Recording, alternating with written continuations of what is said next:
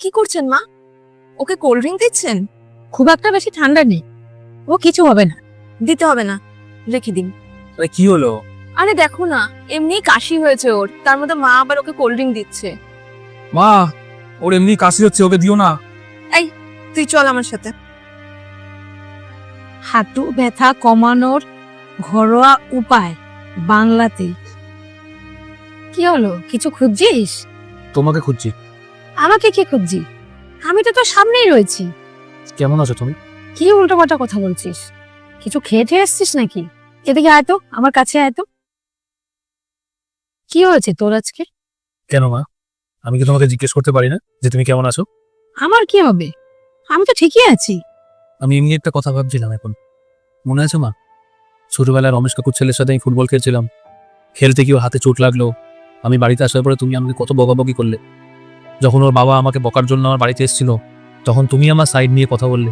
তুমি আবার ওনাকে এটাও বলেছিলে যে বাচ্চা মানুষ খেলতে গেলে তো লাগতেই পারে, এটা আবার বলতে আসার কি আছে? হ্যাঁ তো, তোকে কি আমি থোড়ি বকা খাওয়াতাম? আমি ভুল করলেও তুমি আমার সাইড নেবে মা? হ্যাঁ, আমি তো তোর মা, তোর সাইড নিতেই হবে। মা, আমি আর একটা অন্যায় করছি।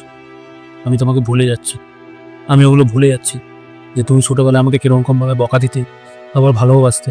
আমি যখন ছোটবেলায় স্কুলে যেতাম, তুমি আমার চুল আশ্রয় দিতে, আমাকে ভালো ভালো টিফিন বানিয়ে দিতে। একবার মনে আছে তুমি বাবার থেকে টাকা নিয়ে জমিয়ে জমিয়ে আমাকে একটা কম্পিউটার কিনে দিয়েছিলে? আমি এগুলো ভুলে যাচ্ছি মা।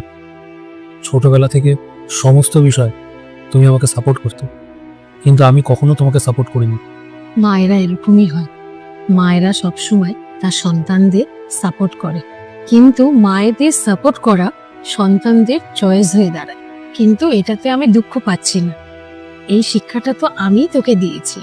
আজকে যে মেয়েটাকে তুই সাপোর্ট করছিস, সেই মেয়েটা তো সবকিছু ছেড়ে তোর কাছে এসেছে। তো এটাও তোর কর্তব্য যে তুই সবসময় ওর পাশে থাক। তুমি আবার আমার সাইড নিচ্ছ না? হ্যাঁ, আমি তোকে শেখাচ্ছিও, কারণ তোর দিদিও অন্য বাড়িতে গেছে। তুইও তো চাইবি যে তোর দিদির স্বামী ওর সবসময় পাশে থাকবো। তোর দিদিও তো সবকিছু ছেড়ে ওর স্বামীর কাছে গেছে। আর তোমার কি হবে মা? কেন, তোর বাবা আছে তো। একটা সময় তোর বাবা আমাকে এতই সাপোর্ট করেছে যে এখন কোনো কিছু দরকার হয় না।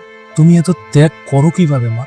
কারণ আমি তোর মা, আর মায়েরা সন্তানদের জন্য যা কিছু করে সেটা মন থেকে করে, কিন্তু তার পরিবর্তে মায়েরা সন্তানদের কাছ থেকে কিছু আশা করে না।